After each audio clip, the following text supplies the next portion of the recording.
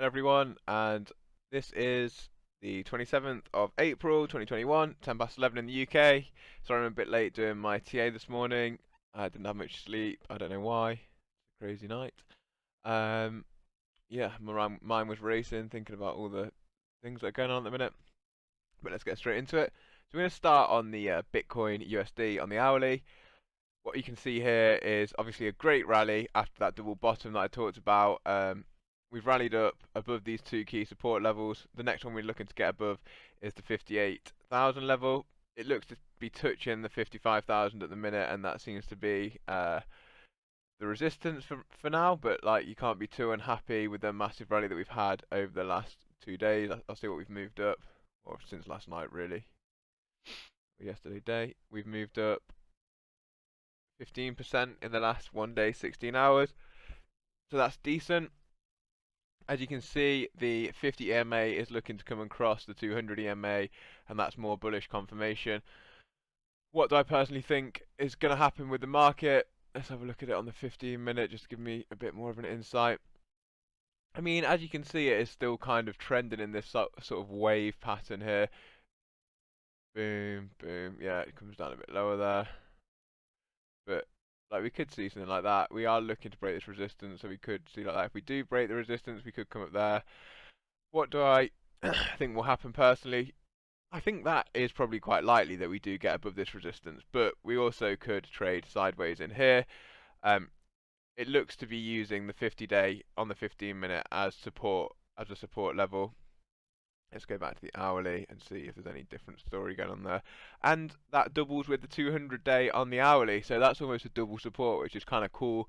Sort of thing you want to be seeing. If this crosses up at this sort of angle, that's very bullish, sort of 50 EMA to 200 EMA cross. We're going to go straight to the total market cap now and talk about this. So look, as I said, we are, whoops daisy, we've still got the brush on. We are looking at that $2 trillion market cap again, which is awesome. I know these lines are kind of in the way, so let me just get rid of them. As I said, we'd broken below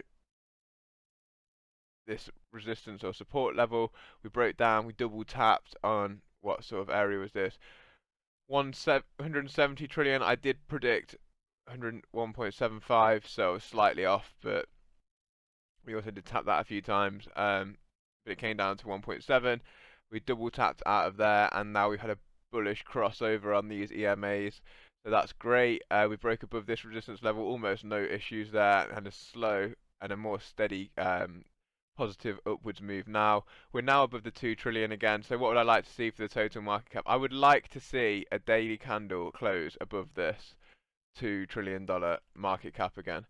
We did not get it yesterday. As you can see here, we want this candle to close above, and I'd like to see what's called a perfect candle, which is where another candle, it's completely green, it doesn't go below, it just stays completely above the 2 trillion, and that will for me signal that we are back into bullish territories again. Again, with the total market cap without Bitcoin, I want to see that close above 1 trillion. So it's kind of similar there. It's good that on the daily it's used the 50 EMA as support. It does wick down and touch them a couple of times.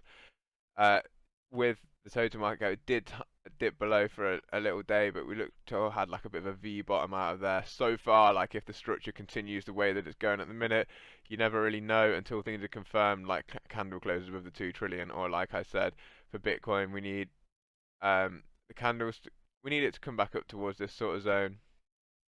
And we need it to continue on the upwards move that is on at the minute, starting to consolidate. So it could either go sideways or it could come down and test that 200-day and start to move off again. That's where they're the things that I'm looking for there. So let's go to XRP. Again, we broke above that descending trend line that I had drawn in, broke out of that pattern that we were in. We're now in a positive move, and we're doing the same sort of thing as Bitcoin still. We've had a massive rise in XRP percentage-wise compared to Bitcoin, where we'll go from the two green candles at the bottom here. They're kind of like train tracks, tweezer bottoms, whatever you want to call them.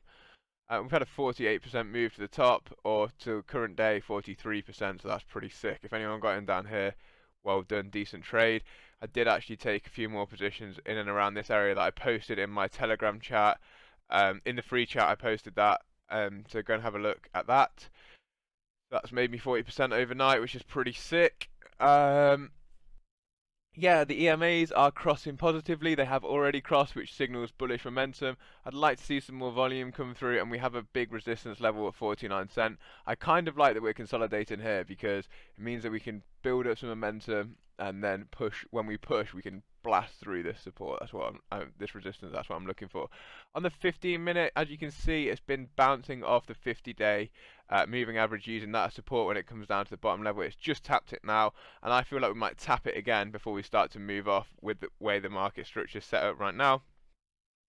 Yeah, I wanted to show you, I have another XRP chart drawn up, just to show you a sort of channel or a trend that I think we're in.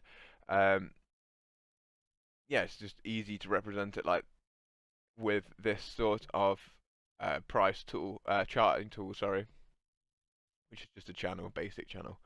And finally, one of the biggest movers that I'm following is VeChain. Have a look at what's going on with VeChain. It's just going absolutely parabolic. It has been for a while. Obviously, we've all the cryptos have had a dip. So what am I looking for here? It's kind of like a V bottom again here, or an inverted, or just a U, sorry, a U sort of shape. So we could be looking at a structure like this. Okay, if I actually drew, that'd be nice. We could be looking at a structure like that, and coming out of there. This is the dodgy territory here, getting above these all-time highs.